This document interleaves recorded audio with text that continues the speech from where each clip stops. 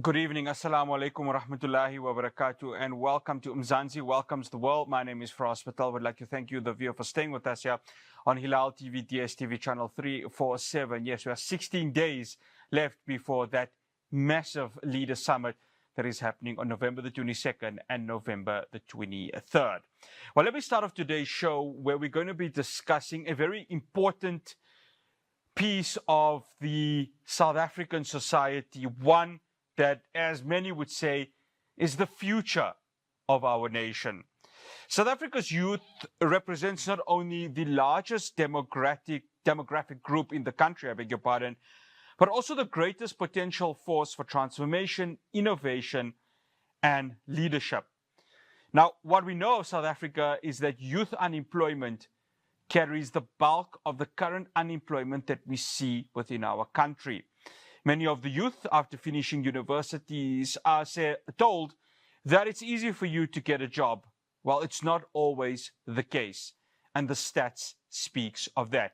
So today we're going to be bringing the Y20, which is, of course, part of the G20. And, of course, the focus of the Y20 is to find a way in terms of how they can assist the youth, not only in South Africa, not only in the continent, but across the entire globe. So let me welcome the Y20 chair for South Africa, Raymond Matlala, to take this conversation forward. Raymond, good to have you on. Thank you so much for joining us here on Mzansi Welcomes the World. Thank you so much for having me, Patel, and good afternoon to the viewers at home. No, it's an absolute pleasure. Raymond, I just want to get a breakdown of what does the Y20 do in the broader context of G20? Thanks for that question. Look, Y20 is the official youth engagement group of the G20. As you may be aware that there's 13 official engagement groups of the G20, which is your Y20, B20, W20, P20, S20, Labour 20, and so forth and so on. So Y20 plays the role of the youth component, so advocating for the youth voice within the Y20 processes. Raymond, I just want to talk about how we see the youth from across the nations really coming together. So obviously, the economic reality of South Africa may be different to that of the United States, the United Kingdom, Brazil. Obviously, a huge divide between the global South and the global, and obviously the West. In the interactions that yourself and many of those within Y20 South Africa have been having across the world, what have been the differences or even maybe the similarities with regards to that? Yeah, no, thank you for that question. I mean, you are right to say that there's a huge difference between the global South, we call it the global North. And in this case, South Africa becomes the last country in the circle of the global South to lead the G20. And as a result, there is a strong push towards the global South priorities because our priorities differ. For example, our priorities on climate change of the global South differ tremendously with the global North. Our priorities on industrialization, our priorities in terms of economic development, in particular on creating jobs and sustaining livelihoods. So there's been a number of different engagement at different levels. But what I would say is that there's been a consensus-driven approach towards some of the key areas that we were discussing, and we'll touch on them in detail a little bit later. But we looked at it in a form of globally and also contextualizing it to global South on issues on equality, inequality, and inclusiveness, and of course resolving the issues of youth unemployment and the global hunger. Yeah, I think one of those is, of course, the consensus that has become from the discussions that you've had within the actual discussions, because the beauty of the G20 is that I would like to think that these different youths from here would say, well, we have different experiences, yet there's one common goal, and that's the economic upliftment of much of the youth. No, absolutely. I mean, on the issues of economy, Y20 has been consistent around it. On the issues of youth unemployment, Y20 has been consistent about it. On the issues of climate change, Y20 has been consistent about it. I mean, if you look at the previous 14 communiques of Y20, they all include issues on climate change and sustainable development, issues on youth entrepreneurship. If you look at Saudi's chairship of Y20, in particular, it dwells much into the issues of youth unemployment. So there's been those commonalities and mutual interest. And of course, youth participation in the mainstream economy and in the decision-making processes has been also a consensus that has came out from the Y20 activities, not only South Africa, but I'm even making reference to the previous Y20s. Raymond, can you share a few examples where the Y20 initiative or advocacy has successfully shaped, let's start with national and then move to the global youth policy outcomes. So I think let's start off with the national and then we can move to the global youth policy outcomes. It's quite a very difficult question to answer at this point. As you may know, that Y20 is rotational. So one of the issues that South Africa has put on the table this year during our presidency is the establishment of the Y20 Council or even a Y20 Secretariat, whichever wording or language that the member states would agree on. But that forum or that framework is basically going to focus on three things, or intended to focus on three things. Let me put it that way. And that was continuity. The second thing was the implementation of the policy recommendations. And the last thing was the tracking and monitoring of those policy recommendations. To date, Y20 is the oldest engagement group of the G20, which was established in 2010. However, there isn't any significant or tangible policy recommendations which we can say have been implemented that were out of the Y20, let alone even in policy direction or influencing policy. And that is why South Africa has put this resolution on the table for member states to explore so that we can start doing that from 2026. Raymond, one of the biggest discussions, and obviously with the youth, what we are seeing is this push towards the green economy and the digital economy. And I guess every youth now has to have a smartphone. And the way the digital economy is rapidly growing, it's quite high. With the world transitioning towards this, and I want to start off with the digital economy, what skill has the Y20 been advocating for to be prioritized? And what do governments and the private sector need to do to respond to this? So let's start off with the digital economy, and I think we'll go to the green economy after that. No, absolutely. So what we have also done to make sure that this is explored more in details, the issues of digital skills and the future of work was one of our thematic areas. So thematic area number 3, that covered all of those components on youth skills development and the future of work. And the basis for our, the baseline for our discussion really was on the World Economic Forum report that was issued on the future of work and jobs for the future and so forth. So when you look at that, you need to look at technical skills, of course, that plays a very critical role. But also what we've seen is soft skills, also one of these fundamental skills that are required to ensure that there is a youth or you succeed through this digital economy process. So the kind of one of the priorities, or rather the recommendations that were approved or that reached consensus was that the government and the private sector needs to be able to share what is required in the industry and what should be provided by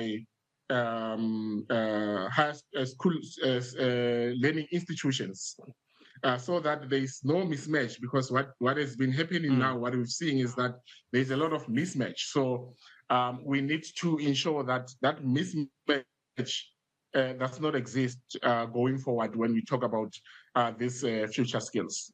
After the break, I continue my conversation with Raymond Matlala, the chair of the Y20 in South Africa. We're going to touch on that report that was released yesterday, the Extraordinary Committee on Global Inequality, and especially how vulnerable young people are, not only in South Africa, but the entire global South. Do stay tuned.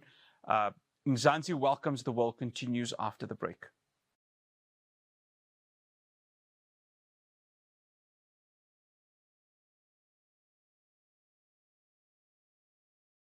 Welcome back to Mzansi Welcomes the World. I'm in conversation with Raymond Matlala, who's the chair of the Y20 South Africa. Again, Raymond, thank you so much for staying with us. Raymond, I'm sure you took a look on the report, and I beg your pardon, it was actually released on Tuesday, the one with Professor Joseph Stiglitz on global inequality. And of course, yesterday I heard Toko Madonko from the Southern Center for Inequality Studies. And what I noticed on this report is that, again, young people, especially in the developing world, face disproportionate barriers to opportunity. I just wanted to get your take on, the Y20 viewing this report, and what is it that they feel will need to take place in order to make sure that this inequality is obviously eliminated, if not now, maybe in 5 to 10 years' time. Yeah, no, thank you for that. As Y20, we are going to study the report in detail, but what also we are going to be prioritizing is that during the G20 Social Summit, which will be taking place on the 18th to the 20th of November in Beachwood, where we will be handing down the declaration to President Ramaphosa on issues, on the 5 thematic tracks that the G20 Social Summit has opted to look at, and the issues of inequality is one of that. But what has happened in those 5 thematic tracks is that we've ensured that youth is mainstreamed. So youth cut across all those 5 thematic tracks. But the other thing that I want to just emphasize is the challenge with Y20 is that it is not institutionalized. Yeah. So there is no institution at the moment. If you look at the G20 model, it works on a tracker model. So the previous country, the current, and the incoming. Now, within ourselves, it will be Brazil, South Africa, and the United States working on a tracker in terms of continuity. But I can tell you now that we have challenges now, even. And so it is that we have challenges at the Y20 level with this tracker mechanism. And it does not only start here with us. And I can't Y20 make any meaningful impact to these issues is because there is no continuity, there is no sustainability, and there is no accountability of anything. If anything, this becomes a talk show. And that is why we said during our presidency, we can't go on like this. And that is why South Africa's Y20 presidency concluded in August without issuing a communique. For the first time in 15 years, we've only now issued what we call a chair summary, which then includes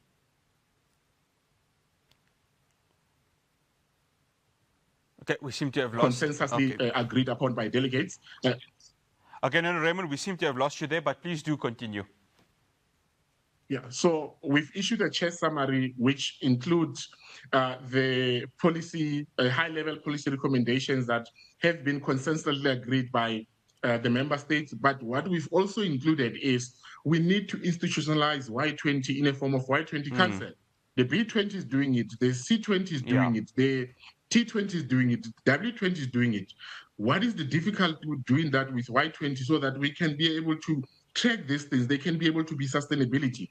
So as a result, Y20 has been a talk show for the last 15 years, unfortunately, and we hope that in the next coming years, because from a South African stand of view, we've taken a position to have a Y20 alumni that will then start to track these policy issues and create policy packs and start creating impact in the next 5 years or so. Yeah, so it's very difficult to say Y20 would have the capacity or even the willingness from member states to even track some of these issues. But fundamentally, these are some of the issues that, as South Africa, we will continue to track. Raymond, there's something interesting you mentioned there, and that is that Y20 has not been institutionalized. And I think why this is a concern is that when we look at South Africa at this very moment, amongst the unemployment rate that we have right here, the youth unemployment within that sits at quite a large share. And I'd like to think that a forum like this would allow there to be this discussion. Now, like you say, through the Troika system, it's going to be revolving.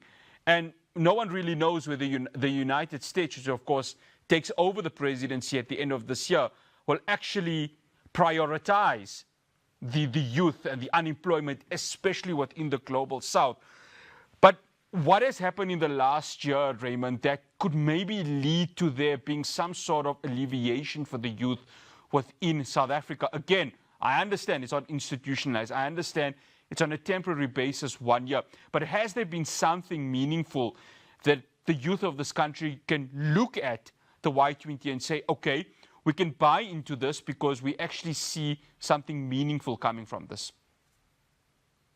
Yeah, and that I can speak to from a South African perspective. So we've got a legacy project, right? The high-level legacy project that we have, and we call it a high-level deliverable, is the establishment of the Y20 South Africa Alumni Association. And I can safely say that the process is in play. This will be launched and announced at the G20 Social Summit during the Y20 special event on the margins of the G20 Social Summit.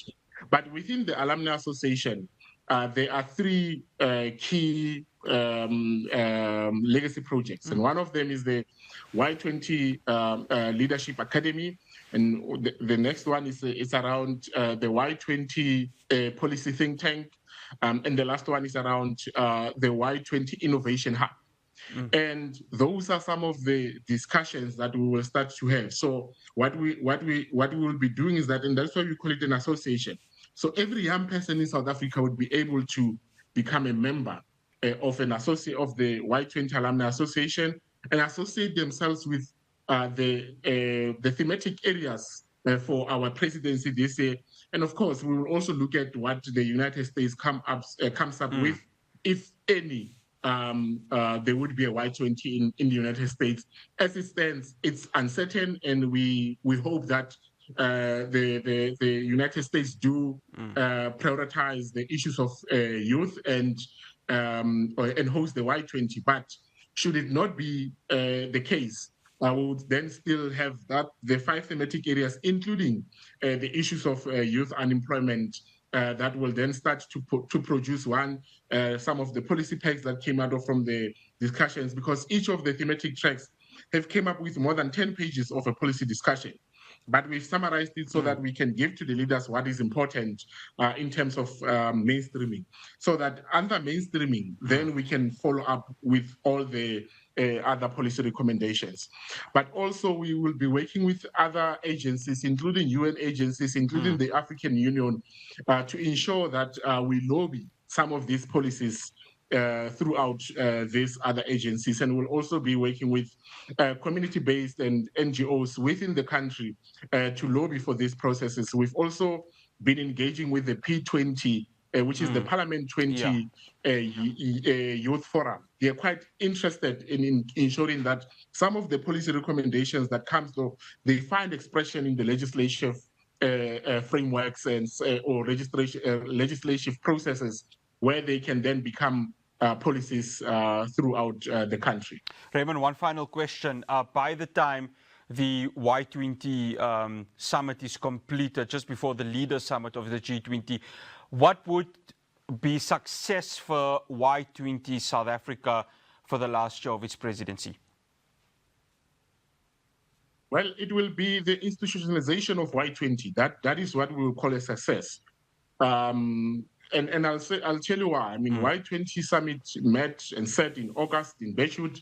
for 5 days, culminating from discussions that took place from May, there was a consensus on the policies recommendations. However, there was no consensus on the communique. As a result, that is why we issued the chair summary. And many of the people, they saw a communique they see a communique as a success of the summit. But to us, a communique is meaningless if it does not have any impact. And how do we measure impact? Is to ensure that there is a body, a structure that will ensure that the impact is measured, there's follow-ups, and there's accountability, of course, that comes with that. So for us, it's the institutionalization and mainstreaming of youth within the Y20. And lastly, it's the establishment, as you may know, under the Shepherd Track, there are ministerial working groups. There's a number of them, including women and gender, but there isn't one on youth. And you ask yourself, as youth, as the majority of the world, population of the world, but there's no ministerial working groups on youth or in the G20. So we're also pushing for that. There needs to be a ministerial working group that would be at a ministerial level that would be able to take some political decisions, not through the Y20 as an engagement group, but through ministerial at the ministerial level. So those are the two key things that we would measure as success for our presidency. Raymond Matlala, absolute pleasure having you on. Thank you so much for joining us here on Mzansi Welcomes the World. Thank you. That's Raymond Matlala. He is the Y20 chair for South Africa. After the break, I'm going to be speaking to Umpiwa Mangwiro Tsanga from Sonke Agenda Justice. Of course, they've been an organization that has been calling for the G20 presidency to prioritize women, and especially women in the global south, where high levels of inequality are high. That conversation will be after the break.